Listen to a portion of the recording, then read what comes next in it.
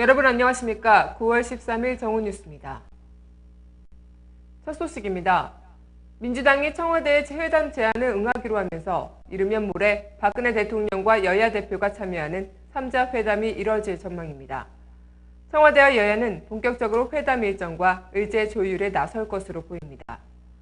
김한길 대표가 오전 최고위원회의에서 청와대의 3자 회담 제안에 응하겠다고 밝혔습니다. 회담의 형식보다는 내용이 중요하다며 국정원 개혁과 민주주의 회복에 대한 대통령의 확고한 의지를 담보하는 회담이 돼야 한다고 수용 입장을 설명했습니다. 회담 의제와 관련해서는 크게 세 가지를 제안했습니다. 가장 먼저 국정원의 대선 개입 의혹과 관련해 박 대통령이 낡은 시대를 청산할 의지와 결단을 보여줄 것을 요구했습니다.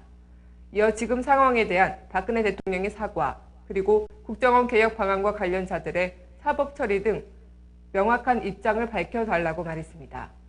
이후 경제 민주화와 복지, 민생 문제에 대해서도 함께 논의할 수 있다고 말했습니다.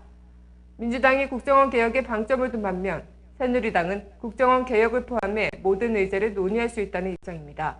이에 따라 이번 주말 기간 동안 회담의 의제와 형식 등을 놓고 청와대와 여야 간의 싸움이 치열할 것으로 예상됩니다.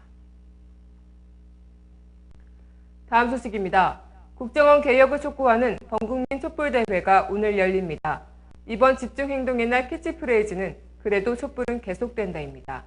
280개 시민단체가 참여하는 국가정보원 정치공작 대선개입 시민사회 시국회의는 추석 명절을 앞둔 오늘 오후 7시 서울 광장에서 진행되는데요.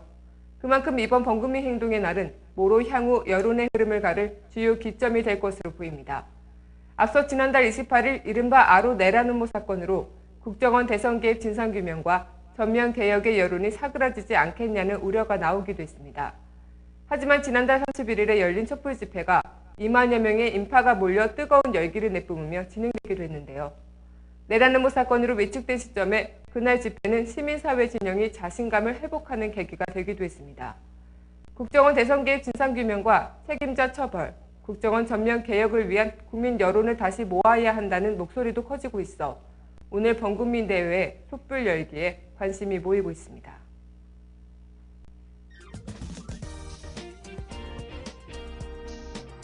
단신입니다. 전두환 전 대통령의 장남 제국 씨가 오늘 오전 검찰에 참고인 신분으로 출석해 조사를 받고 있습니다. 검찰은 오늘 제국 씨 조사 과정에서 가진 납부 재산의 처분 방식과 절차 등을 재논의할 예정입니다. 아울러 그동안 제국 씨와 관련해 제기된 각종 의혹에 대해서도 확인할 계획입니다. 역사학계, 교육계 등 465개의 각계각층의 단체가 어제 뉴라이트 교과서 무효화 네트워크 출범 소식을 알렸습니다. 단체는 이날 문제가 되는 교학사 교과서의 역사 왜곡 사례를 설명하고 교육부가 해당 교과서에 대한 검정을 취소할 때까지 국민적 반대 여론을 모으는 다양한 캠페인 활동을 벌이겠다고 선포했습니다.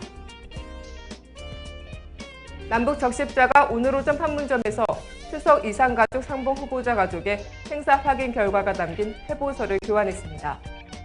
대한자사는 북측 상봉 후보자 200명 중 149명의 남측 가족 1756명의 생사를 확인해 북한 조선적십자회의 결과를 전달했다고 밝혔습니다. 나머지 51명은 연락 두절 등으로 가족의 생사 확인이 불가능한 것으로 알려졌습니다. 시리아 사태를 둘러싸고 상황이 하루가 다르게 긴박하게 돌아가고 있습니다. 시리아 문제를 놓고 갈등을 빚었던 미국과 러시아가 본격적인 협상에 돌입한 가운데 시리아 정부는 러시아 중재안을 수용해 화학 무기를 포기하겠다고 전격 선언했습니다. 그러면서 유엔의 화학 무기 금지 협약 가입 문서도 제출했습니다.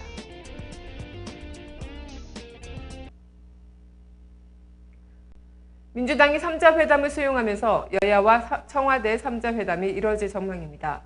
하지만 아직까지도 공식적인 의제가 정립되지 않아 이번 3자 회담에 대한 많은 우려의 목소리가 나오고 있는데요. 이번 회담은 단순히 여야 대표와 박근혜 대통령이 만나서 가볍게 대화 나누는 자리가 아닙니다. 국민이 지켜보고 있다는 것을 명심하시길 바랍니다. 촛불을 든 국민의 목소리를 대변하는 야당의 본분을 국민은 기대하고 있습니다. 오늘 뉴스를 마치겠습니다. 고맙습니다.